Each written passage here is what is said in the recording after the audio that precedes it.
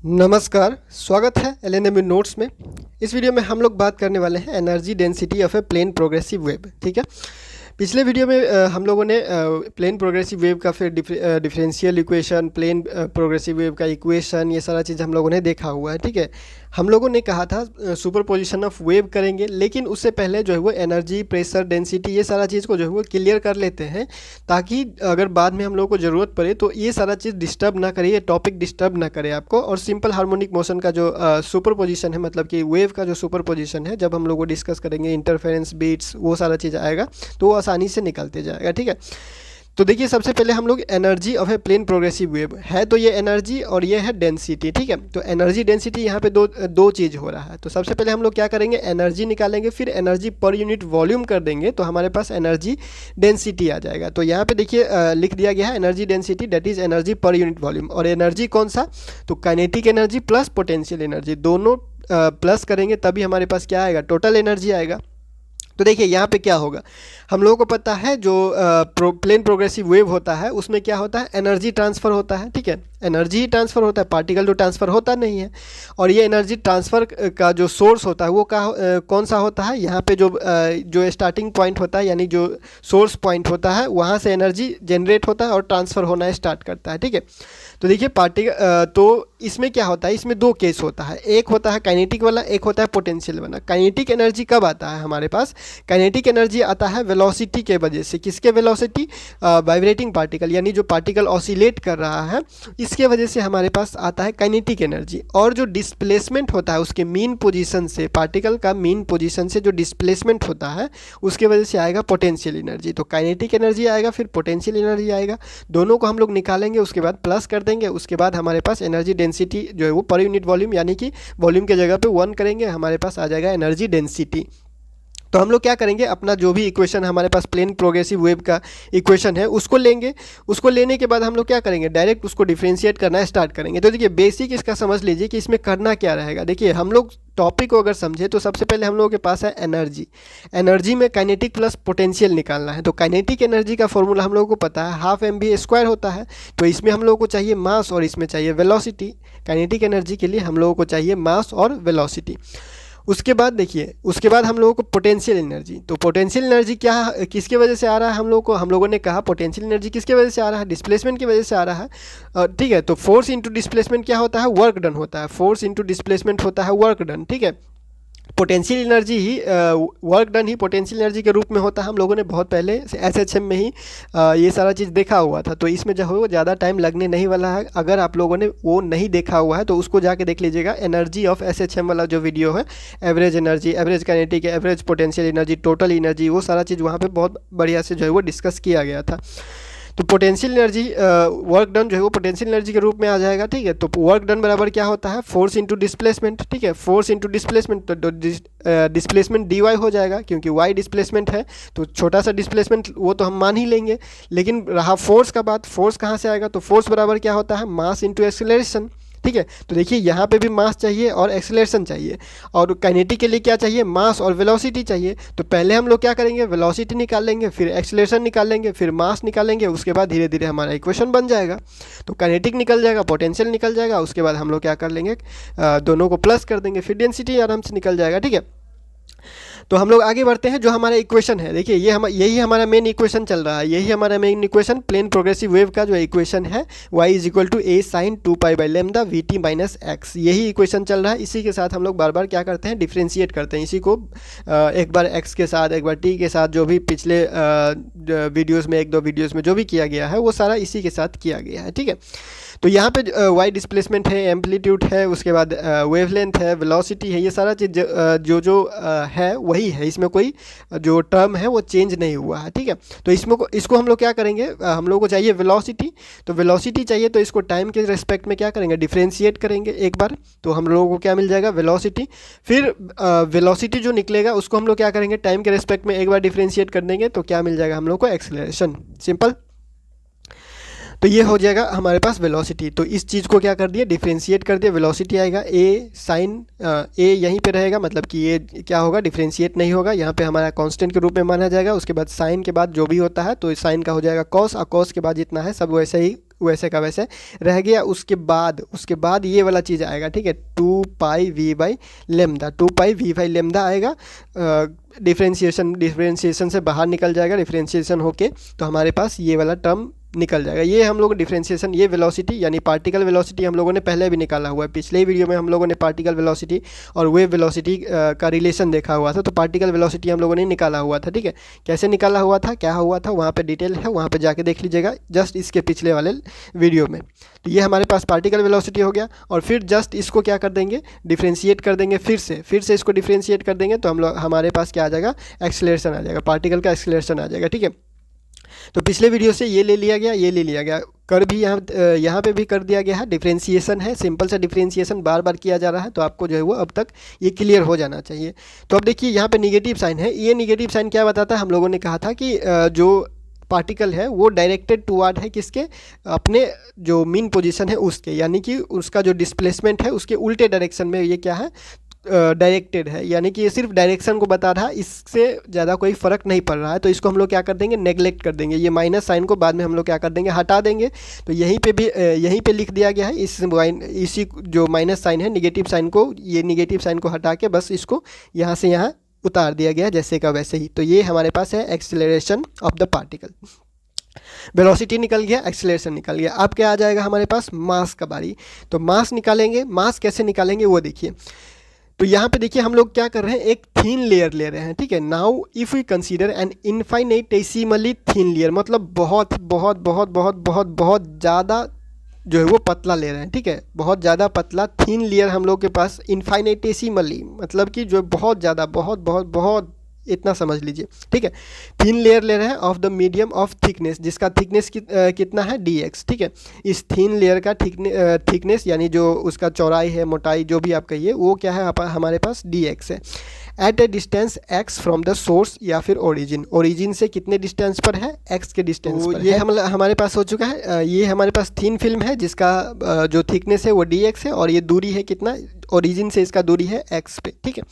तो डेंसिटी इस केस में हम लोगों को निकालना होगा। तो डेंसिटी हम लोग कैसे निकालते हैं, मास बाई वॉल्यूम, ठीक है, मास बाई वॉल्यूम निकालना है, मास बाई वॉल्यूम निकालते हैं। तो अगर हम लोग को मास अभी चाहिए, ठीक है, मास चाहिए, तो अगर density is equal to mass by volume होता है, तो हम लोग को सिर्फ मास चाहिए, तो वो क्या हो जाएगा, density into volume, density to volume हो जाएगा।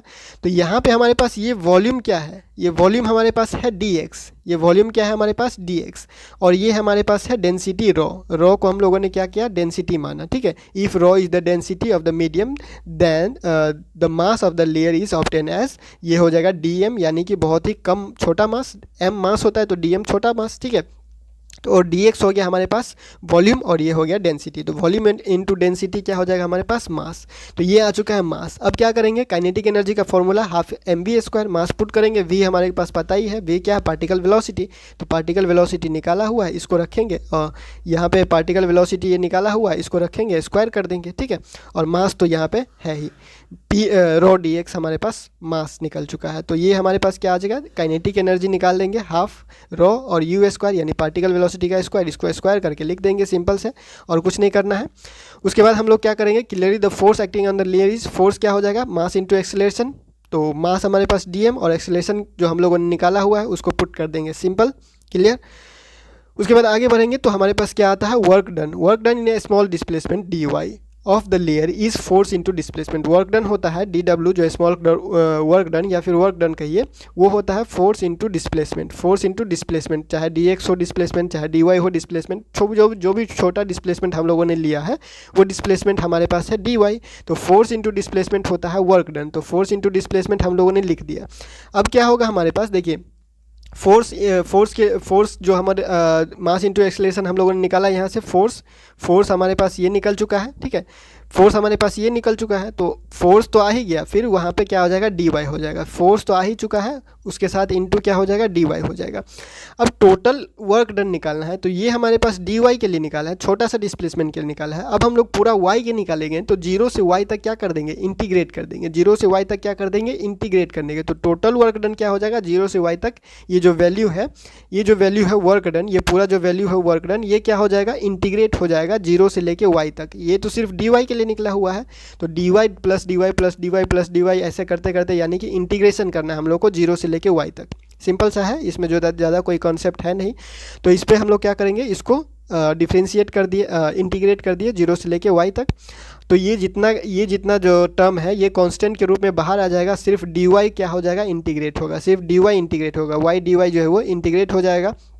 तो y dy इंटीग्रेट होगा तो हमारे पास क्या हो जाएगा, y²/2। ठीक है, y का इंटीग्रेशन क्या हो जाएगा, y²/2। तो ये हमारे पास y²/2 आ चुका है, और ये जितना कांस्टेंट बाहर हम लोग निकाला हुआ था वैसे का वैसे ही है। अब दोनों जो है वो दोनों एक दूसरे के साथ इनटू होगा, तो ये 2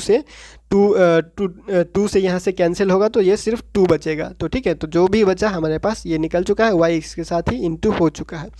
अब हम लोग क्या करेंगे, देखिए y² है तो y का वैल्यू हम लोग को पता है a sin, ठीक है, a sin, उसके बाद 2π/λ और vt माइनस एक्स है, तो a sin 2π/λ vt minus x का स्क्वायर हो गया। ठीक है, y² है तो y का वैल्यू जितना था उसको स्क्वायर कर दिया गया। ठीक है, तो ये वर्क डन जो है, ये वर्क डन है, ये क्या होगा, पोटेंशियल एनर्जी के रूप में स्टोर होगा। ये वर्क डन जो है वो पोटेंशियल एनर्जी के रूप में स्टोर होगा। तो यही जो वर्क डन निकला हुआ है यही पोटेंशियल एनर्जी हो जाएगा। यही जो वर्क डन निकला हुआ है यही पोटेंशियल एनर्जी हो जाएगा। ठीक है, तो जो वर्क डन निकला उसको हम लोगों ने पोटेंशियल एनर्जी मान लिया। तो काइनेटिक निकल गया, अब पोटेंशियल एनर्जी भी निकल गया। अब दोनों को क्या करेंगे, प्लस कर देंगे। तो now the total energy of the layer is of the thin layer, जो भी हमारे पास लेयर हम लोगों ने कंसीडर किया है उसको उसका टोटल एनर्जी निकालने के लिए kinetic energy plus potential energy क्या करेंगे, दोनों को प्लस करेंगे। तो जो काइनेटिक एनर्जी निकला हुआ है उसका वैल्यू लिखिए, प्लस जो पोटेंशियल एनर्जी निकला हुआ है उसका वैल्यू लिख दिए। इसमें से जितना कॉमन है उसको कॉमन निकाल दिए। तो ये a² तक, यहाँ तक जो है वो इसमें भी कॉमन है और a² तक इसमें भी कॉमन है, दोनों को क्या कर दिए, निकाल दिए बाहर। और cos स्क्वायर के बाद जो भी वैल्यू है, साइन स्क्वायर के बाद जो भी वैल्यू है, तो cos square theta plus sine square theta is equal to 1। तो 1 यहाँ पे लिखे चाहे नहीं लिखे बात बराबर है। तो ये हमारे पास इतना ही वैल्यू आ गया एनर्जी का। ये आ गया एनर्जी, टोटल एनर्जी। अब निकालेंगे एनर्जी डेंसिटी। ये तो टोटल एनर्जी है, तो एनर्जी डेंसिटी निकालने के लिए क्या करना पड़ेगा, हम लोगों ने कहा था एनर्जी डेंसिटी निकलेगा कैसे, एनर्जी डेंसिटी निकलेगा एनर्जी पर यूनिट वॉल्यूम। ठीक है, तो इसको क्या करेंगे, पर यूनिट वॉल्यूम करेंगे। यूनिट वॉल्यूम यानी कि वॉल्यूम 1। ठीक है, तो x को 0 से लेके 1 तक के बीच में क्या करेंगे, इंटीग्रेट कर देंगे। तो हमारे पास क्या आ जाएगा, ये जो dx है, ठीक है, इसी में जो x है उसी को क्या करेंगे हम लोग, क्या करेंगे इंटीग्रेट कर देंगे x के 0 से लेके x के 1 वैल्यू तक। ठीक है, energy density total energy per unit volume है, और ये हम लोग को मिलेगा कैसे, इस इक्वेशन को, ये जो एनर्जी निकला हुआ है इसको इंटीग्रेट करके कितना से कितना तक इंटीग्रेट करेंगे, x इज इक्वल टू 0 से लेके x इज इक्वल टू 1 तक। तो इसको अगर हम लोग इंटीग्रेट करें तो हमारे पास सिर्फ और सिर्फ यही बचेगा, 2π² v² रॉ और a²। ठीक है, dx वाला जो टर्म था वो क्या हो गया, इंटीग्रेट हो गया। ठीक है, तो हमारे पास एनर्जी डेंसिटी बराबर क्या आ चुका है, ये। और इसके जगह पे देखिए v²/λ²। हम लोगों ने कहा हुआ है बार बार कि ये जो हमारे पास वेलोसिटी होता है, वेव वेलोसिटी होता है, वो n लैम्डा होता है।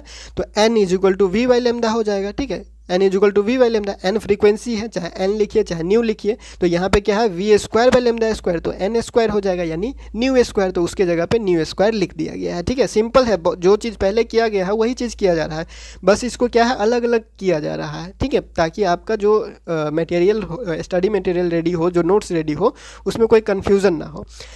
तो बस हमारे पास एनर्जी डेंसिटी कंप्लीट हो चुका है। यही क्या हमारे पास है, energy density of a plane progressive wave. अब इसमें कुछ नोट करने वाला पॉइंट है, काइनेटिक एनर्जी और पोटेंशियल एनर्जी जो होता है वेव का, वो x और t पे डिपेंड करता है, x और t के वैल्यू पे डिपेंड करता है। लेकिन टोटल एनर्जी जो होता है या फिर एनर्जी डेंसिटी जो होता है वो x और t पे डिपेंड नहीं करता है। ठीक है, काइनेटिक एनर्जी और पोटेंशियल एनर्जी x और t के वैल्यू पे डिपेंड करता है, लेकिन टोटल एनर्जी और एनर्जी डेंसिटी डिपेंड नहीं करता है। ठीक है, एवरेज काइनेटिक और पोटेंशियल एनर्जी जो होता है, average kinetic energy per unit volume and the average potential energy per unit volume, ये दोनों बराबर होता है। Average kinetic energy per unit volume और energy potential energy per unit volume दोनों बराबर होता है, और दोनों बराबर किसके होता है, half of the total energy per unit volume, half of the total energy per unit volume इतने के बराबर होता है, हाफ टोटल एनर्जी। ठीक है, हाफ ऑफ टोटल एनर्जी यानी टोटल एनर्जी के आधा होता है average kinetic energy per unit volume या फिर average potential energy per unit volume. दोनों कितना होता है, टोटल एनर्जी के आधा होता है, हाफ होता है, ठीक है। और ये काइनेटिक एवरेज काइनेटिक एनर्जी और average potential energy per unit volume जो होता है वो भी कांस्टेंट रहता है, इसमें भी कोई चेंज नहीं आता है समय के साथ। समय के साथ average kinetic energy per unit volume, average potential energy per unit volume change नहीं होता है, ठीक है। तो मैं जो एनर्जी के रिलेटेड टॉपिक था वो डिस्कस कर दिया गया है। फिर जो बचेगा हम लोग नेक्स्ट में जो है वो डिस्कस करेंगे। उसके बाद जो है वो हम लोग सिर्फ अब जो है वो सेमेस्टर 3 पे फोकस करेंगे, क्योंकि सेमेस्टर 3 का जो सिलेबस है वो बहुत ज़्यादा है। तो फिलहाल थर्मोडायनेमिक्स और थर्मल फिजिक्स से जो है स्टार्ट करेंगे। तो हो सकता है नेक्स्ट लेक्चर आपको थर्मोडायनेमिक्स और या फिर काइनेटिक थ्योरी ऑफ गैसेस वहाँ से स्टार्ट हो जाए, ठीक है। तो फिलहाल इस वीडियो में इतना ही, मिलते हैं अगले वीडियो में अगले अपडेट के साथ LNME नोट्स के यूट्यूब चैनल पर।